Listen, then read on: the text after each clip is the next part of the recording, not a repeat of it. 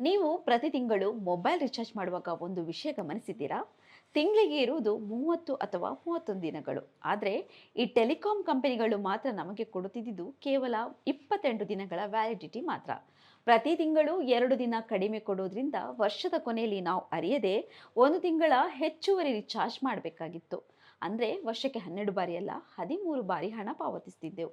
ಈ ಅನ್ಯಾಯದ ವಿರುದ್ಧ ಜನಸಾಮಾನ್ಯರು ಸೋಷಿಯಲ್ ಮೀಡಿಯಾದಲ್ಲಿ ಆಕ್ರೋಶ ಹೊರಹಾಕ್ತಿದ್ರು. ಆದರೆ ಈ ಧ್ವನಿಯನ್ನು ಸಂಸತ್ತಿನವರೆಗೆ ಕೊಂಡೊಯ್ದವರು ಸಂಸದ ರಾಘವ್ ಚಡ್ಡಾ. ಸಾಮಾನ್ಯ ಜನರಿಗೆ ಸಂಬಳ ಬರುವುದು 30 ದಿನಕ್ಕೊಮ್ಮೆ. ಹಾಗಿರುವಾಗ ರಿಚಾರ್ಜ್ ಪ್ಲಾನ್ ಮಾತ್ರ 28 ದಿನಕ್ಕೆ ಯಾಕೆ ಎಂದು ಅವರು ಕೇಂದ್ರ ಸರ್ಕಾರವನ್ನು ನೇರವಾಗಿ ಪ್ರಶ್ನಿಸಿದರು. ಅವರ ಈ ನಿರಂತರ ಹೋರಾಟ ಮತ್ತು ಜನರ ಒತ್ತಾಯಕ್ಕೆ ಈಗ ದೊಡ್ಡ ಗೆಲುವು ಸಿಕ್ಕಿದೆ. ಟೆಲಿಕಾಂ ನಿಯಂತ್ರಣ ಪ್ರಾಧಿಕಾರ ಕಟ್ಟುನಿಟ್ಟಿನ ಆದೇಶವೊಂದನ್ನು ಹೊರಡಿಸಿದೆ. ಇನ್ಮುಂದೆ ಪ್ರತಿಯೊಂದು ಟೆಲಿಕಾಂ ಕಂಪನಿಯು ಕಡ್ಡಾಯವಾಗಿ 30 ದಿನಗಳ ವ್ಯಾಲಿಡಿಟಿ ಅಥವಾ ಕ್ಯಾಲೆಂಡರ್ ಮಂತ್ ಪ್ಲಾನ್ ನೀಡಲೇಬೇಕು.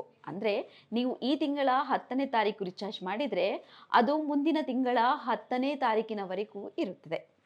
ಮಧ್ಯದಲ್ಲಿ 28 ದಿನಕ್ಕೆ ಪ್ಲಾನ್ ಮುಗಿಯುವ ಕಿರಿಕಿರಿ ಇನ್ಮುಂದೆ ಇರೋದಿಲ್ಲ. ಇದರಿಂದ ವರ್ಷಕ್ಕೆ ನೀವು ಮಾಡುತ್ತಿದ್ದ ಒಂದು ಎಕ್ಸ್ಟ್ರಾ ರಿಚಾರ್ಜ್ ಹಣ ಈಗ ನಿಮ್ಮ ಜೇಬಿನಲ್ಲೇ ಉಳಿಯಲಿದೆ. ಒಬ್ಬ ಜನಪ್ರತಿನಿಧಿ ಮನಸ್ಸು ಮಾಡಿದ್ರೆ ಜನರ ಸಣ್ಣ ಸಣ್ಣ ಸಮಸ್ಯೆಗೂ ಎಂತಹ ದೊಡ್ಡ ಪರಿಹಾರ ತರಬಹುದು ಅನ್ನೋದಕ್ಕೆ ರಾಘವ್ ಚಡ್ಡಾ ಅವರ ಈ ಪ್ರಯತ್ನವೇ ಸಾಕ್ಷಿ. ಈ ಬದಲಾವಣೆಯ ಬಗ್ಗೆ ನಿಮ್ಮ ಅಭಿಪ್ರಾಯವೇನು? ನಮಗೆ ಕಮೆಂಟ್ನಲ್ಲಿ ತಿಳಿಸಿ.